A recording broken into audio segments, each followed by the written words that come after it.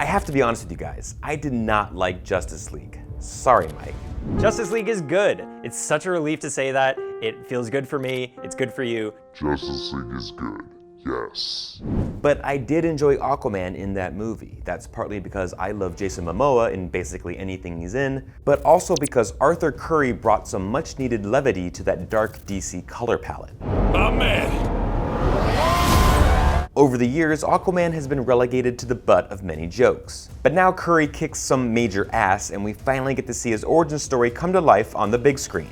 Let's dive into Aquaman's comic book history and all that orange and green spandex glory so that you're ready for what you'll see in theaters. Also, make sure you're subscribed to this channel so you don't miss our Aquaman spoiler talk after the movie hits theaters. Aquaman first appeared in 1941's More Fun Comics number 73. There he told a sea captain his father was a famous undersea explorer who discovered the ancient city of Atlantis. Aquaman learned to draw oxygen from the water and used all the power of the sea to make himself strong. With training and 100 scientific secrets, he became Aquaman. Aquaman, King of the Seven Seas. In 1959, his story was retold in Adventure Comics number 260. This time telling a Navy commander his story, it was told his father was Tom Curry, an ex-sailor who lived by himself as a lighthouse keeper. One night during a hurricane, he discovered a woman stranded on a raft. Rescuing her, he found her name was Atlanta. They immediately fell in love and had a baby they named Arthur. At 10 months old, Arthur fell out of a boat and could easily swim on his own. When he was 2, he struck his head while swimming and sank. Searching for an hour, his father finally found him underwater playing with a turtle.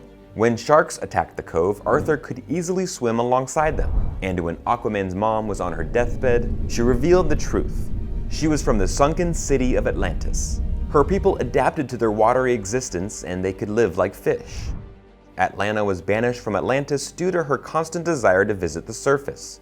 It turns out Arthur inherited her ability to communicate with sea creatures and could become ruler of the oceans. In yet another telling of his origin, Aquaman was abandoned in the ocean as an infant. Even though he could command the fish, he didn't feel it was right to make them sacrifice themselves for his meals. So Aquaman killed what he could catch. He later met Tom Curry, a lighthouse keeper, and learned the ways of man. Upon Curry's death, Aquaman sought out the fabled city of Atlantis in search for his mother and was immediately imprisoned. Years later, his mother eventually passed away. Outraged, Aquaman used his unknown strength to fight the guards and broke out of the prison. On the surface world, he became part of the Justice League and later returned to Atlantis. He wore his prison uniform as a symbol and was shocked to discover his mother was actually the Queen of Atlantis. With these various origins, we have touched on what Aquaman can actually do.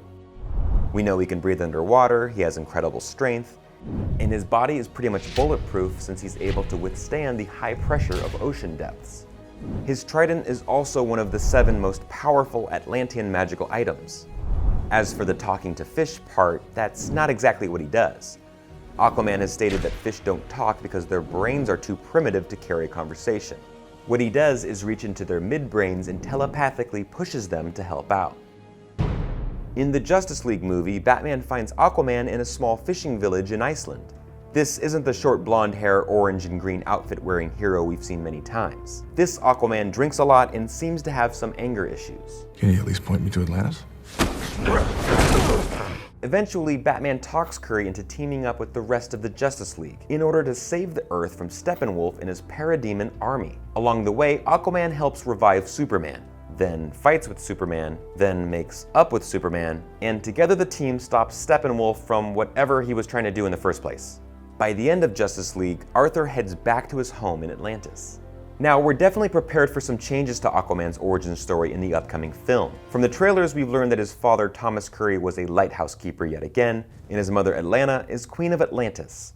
His mother returned to the sea when he was a young child, but believed Arthur would help unite the Atlanteans and humans in the future. We also see that Arthur has a connection with the sea at a very young age. While on a school field trip to the aquarium, Arthur was being teased by some bullies, but his BFFs in the water came to his defense.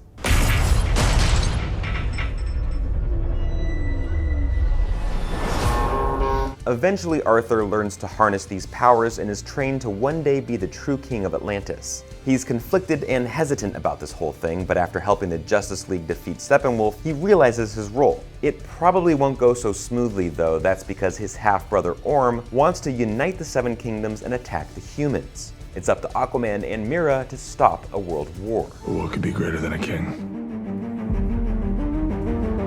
A hero.